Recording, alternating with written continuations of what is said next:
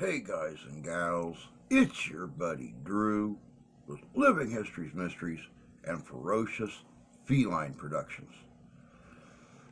Ever since the Reconstruction following the American Civil War, the African American population in America fought tooth and nail to try to find equality among the other races, to be respected for their accomplishments, for their history, as much as any other culture in this country. Steps were slow, but in August of 1955,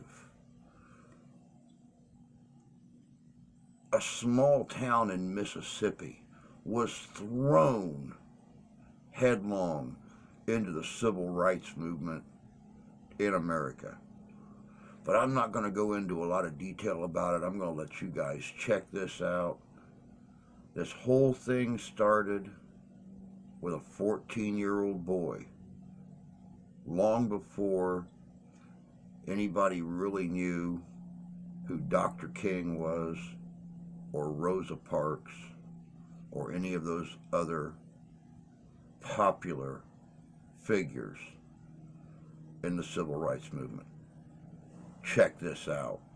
This is good.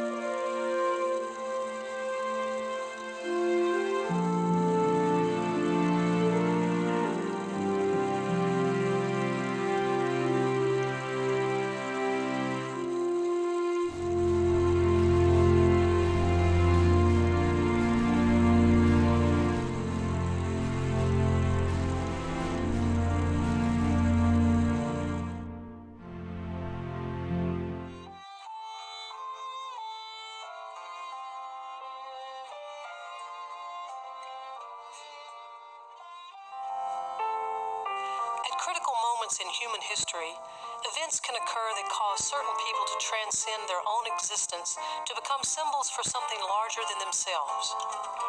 B.B. King was just a young boy who wanted to play the guitar. William Faulkner had a gift for writing, and Jim Henson's imagination led him down a ditch bank one day to find a frog he named Kermit. These ordinary names became symbols of our national identity, defining a change in the future of our history. For Mississippi, we lean on names like King, Faulkner, and Henson to relate our history of rich musical, literary, and film history. These iconic personalities help define Mississippi to the world, and in turn allow Mississippi to define its place in America's history. At times in our past, men and women have shaped our future by their actions, inventions, or capabilities. For the civil rights movement in America, one such figure was Emmitt Till. The small town of Sumner, Mississippi never expected to be the center of national and international attention, and yet it would take a little more than a month for the world to come and know the small Delta town and a boy named Emmett. Emmitt Louis Till was born July 25, 1941, to Mamie Till and Louis Till. Emmett lived the majority of his short life in or around Chicago, Illinois. While he never knew his father, Emmett's mother, Mamie, was a strong influence in his life. Defying the social constraints and discrimination she faced as an African-American woman growing up in the 1920s and 1930s, Emmitt Till excelled both academically and professionally. She was only the fourth black student to graduate from suburban Chicago's predominantly white Argo Community High School, and the first black student to make the school's A honor roll. While raising Emmitt Till as a single mother, she worked long hours for the Air Force as a clerk in charge of secret and confidential files. Enticed by the idea of spending time with cousins around his own age in a land unknown to him, Emmitt begged to take the long train ride down to Mississippi to spend a vacation with his great-uncle, Mose Wright, and his cousins. Mamie allowed him to go, but it was against her better judgment, for as she packed his case for the trip, she warned him to be respectful of all white men and women. She even warned, "If you have to get on your knees and bow when a white person goes past," she told him, "do it willingly." From a world where he was surrounded by businesses run by African Americans and a neighborhood bursting with culture and vibrancy, Emmitt found himself deposited in the humid, stagnant agrarian landscape of the Mississippi Delta on the 20th of August, 1955. It was this brief and tragic trip that will forever tie the young Emmitt Till to Mississippi's turbulent past. While the story will never be completely clear, what is known is that on the 24th of August, Emmitt and his cousins entered Bryant's grocery store and meat market in Money, Mississippi. While inside, Emmitt either whistled or gestured to Carolyn Bryant. Whatever his action was, a fire was ignited that would only rage on through the next few days and over the course of a few weeks of the murder trial and give energy to the burgeoning civil rights movement. From his 1956 essay on fear, William Faulkner writes, "If the facts as stated in the Look magazine account of the Till affair are correct, this remains. Two adults, armed, in the dark, kidnap a 14-year-old boy and take him away to frighten him. Instead of which, the 14-year-old boy not only refuses to be frightened, but unarmed, alone, in the dark, so frightens the two armed adults that they must destroy him. What are we Mississippians afraid of?" On the night of August 28, 1955, he was kidnapped and brutally murdered at the hands of Roy Bryant and J.W. Milam. Emmitt's body was soon discovered in the Tallahatchie River, almost unidentifiable except for his late father's ring on his finger. Initially, Mississippians, both white and black, condemned Bryant and Milam, but as word of the murder spread throughout the nation, attitudes began to change. Mississippians felt that the entire state had been condemned for the actions of two of its residents. Furthermore, a story describing the murderer's motivations began to spread and to define the case to many. Carolyn Bryant, wife of Roy Bryant, told of inappropriate behavior from Emmitt toward her and of a whistle at her. In the segregated South, such interaction between a black male and a white female was taboo. The fact that most referred to the case as the Wolfwhistle Murder illustrates its importance in the minds of many. The outcome of the murderer's trial had been preordained as it became a fight between Northern agitators and the rights to the Southern way of life. Despite valiant efforts by the prosecution, Milam and Bryant were acquitted of any crime and released. The outrage from around the country was instantaneous.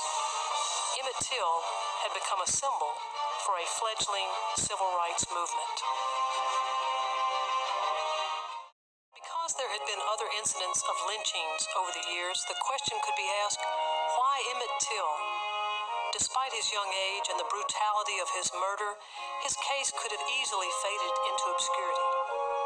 Perhaps the key factor in elevating the Till murder in the public eye above other lynching cases was Emmitt's mother, Mamie Till Bradley.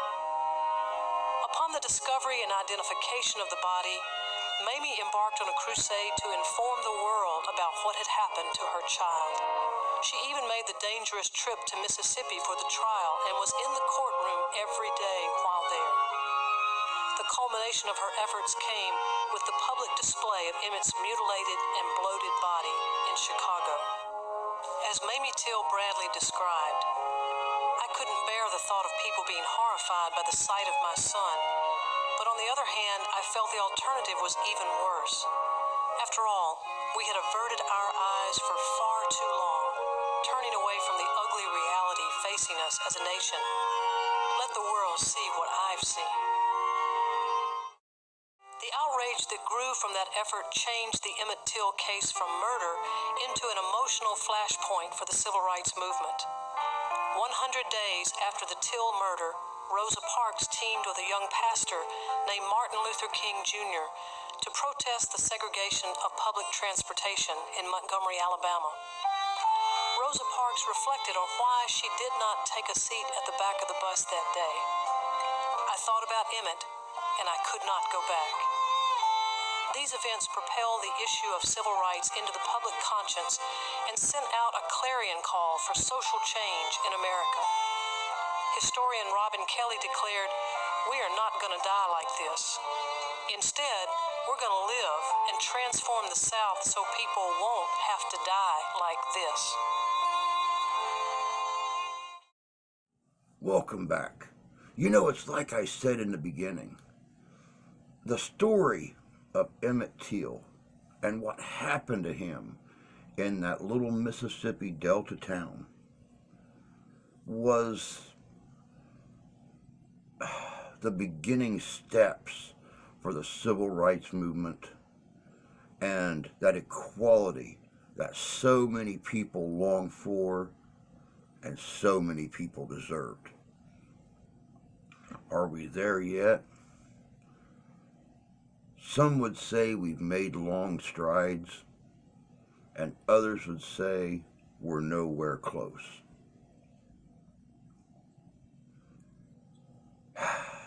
I'm going to keep my opinion to myself, because though I do believe we have made long strides, I also believe we are nowhere near where we should be in this country.